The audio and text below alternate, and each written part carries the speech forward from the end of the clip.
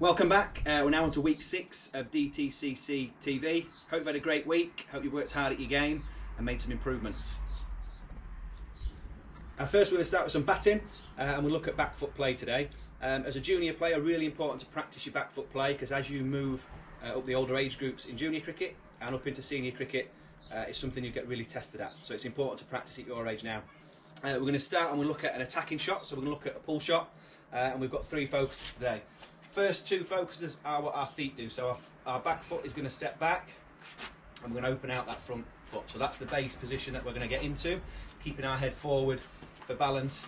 And as we step back with our feet, we're going to get our hands up again, up towards our shoulders, similar to the sweep shot last week. From here we can get power and we can control the ball. Okay, again you're going to hit 40 or 50 balls. Just make sure it's safe to do so in your garden. Let's have a go.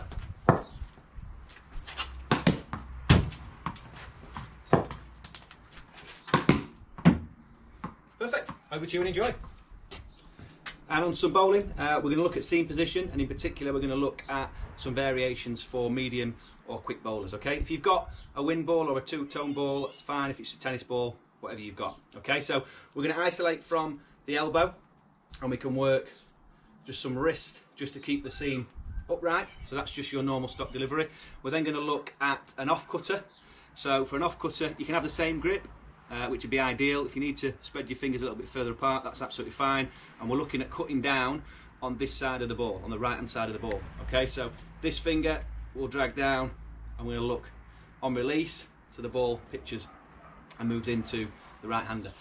Leg cutter, we're going to look at this finger dragging down this side and this one dragging down so the ball pitches and goes to the offside, okay, away from the right hander. Alright, so you can isolate and we can just practice the wrist position and what the fingers do and just get used to it. Please don't bowl too many of these, maybe 4 or 5, and then just get back to bowling and your wrist doing the normal thing. Don't want you to do loads and loads and lose your general natural wrist position and keeping the ball seam up. Okay, over to you. Again, bowl maybe 4 to 6 overs, 4 or 5 of the variation, and then 4 or 5 normal, and keep alternating.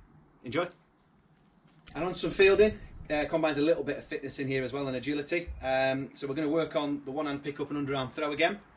We're going to be in the middle of this square.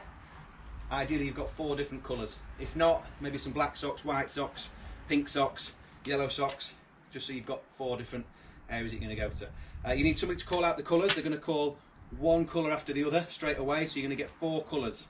You've got to visit those cones in that order. When you've got to your last one and touched it, you attack the ball, keeping nice and low, picking that ball up one-handed and throw the stumps. Now if you haven't got any stumps, just use something in your garden that you can aim at. Okay, so just a quick run through so you know what you're doing. Blue, white, red, yellow. Perfect, hope you get the idea. Again, work for 2 or 3 minutes, swap over, have a real good workout. Enjoy. And on some fitness and strength, today we're going to do some sprints, so similar to running between the wickets, but without a bat, so we're just going to be working sprints.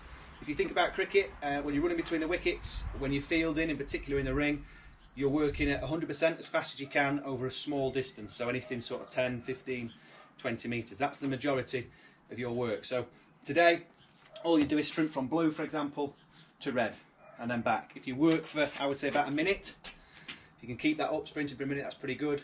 Have a rest, then have another go. So that's your fitness. In terms of strength today, we're going to work press-ups. So it's going to work a little bit of biceps, but mainly your chest. So we're going to point our hands forward, and we're going to look to take our chin pretty much down to the floor, then back up.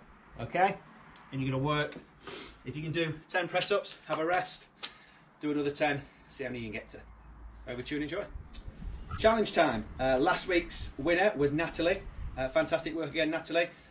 Your prizes are 1-to-1 with myself when the lockdown's been lifted.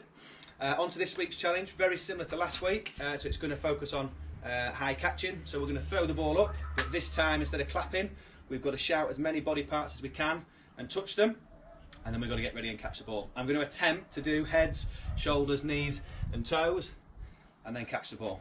Okay, see how we go. Heads, shoulders, knees, toes.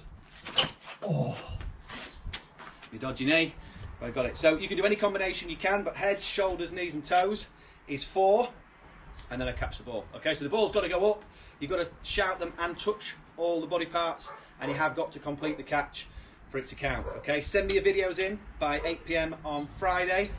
If you just let me know, in case I can't hear, let me know how many body parts at the end of your video. Perfect. Enjoy the week, work hard. Hopefully this lockdown is going to be lifted very soon, so we need to be ready and prepared for our training and matches. Over to you and enjoy. Have a good week.